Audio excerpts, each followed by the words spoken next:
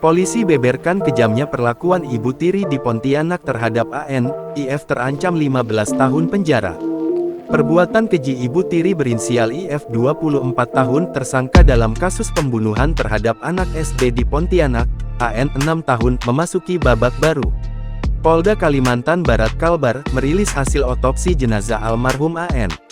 AN ditemukan meninggal terbungkus dalam karung pada Kamis tanggal 22 Agustus tahun 2024 lalu, di Jalan Purnama Agung 7 Pontianak yang diduga dibunuh oleh ibu tirinya.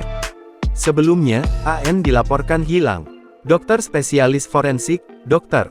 Natalia Wijaya FM yang dihadirkan langsung pada konferensi pers di Polda Kalbar mengungkapkan, penyebab kematian AN akibat adanya cedera berat di bagian kepala hingga tulang tengkoraknya retak. Akibat hal itu terjadilah pendarahan lalu terjadi pembengkakan pada otak yang membuatnya mengalami gagal nafas. Direktur Reserse Kriminal Umum Polda Kalbar Kombes Pol Bowo Gede Imantio memaparkan, dari pemeriksaan saksi serta tersangka IF, bahwa korban mengalami serangkaian penganiayaan sejak Senin hingga Selasa, 19–20 Agustus tahun 2024. Berdasarkan pemeriksaan, korban 2 kali didorong dengan kuat oleh tersangka hingga kepalanya menghantam lantai. Pelaku merasa tidak senang dengan kondisi berantakannya baju, kemudian difoto dan diadukan ke ayah korban. Pelaku emosi dan didorong terjatuh, dan kepala terbentur. Kemudian pelaku menendang kuat ke arah perut, dan selanjutnya menarik korban ke belakang rumah dan menyuruh berdiri di pojok penampungan air yang tidak beratap.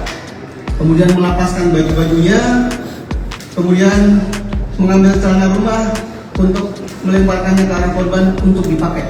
Kemudian, Selasa tanggal 20 Agustus tahun 2024, tersangka menyuruh korban masuk rumah.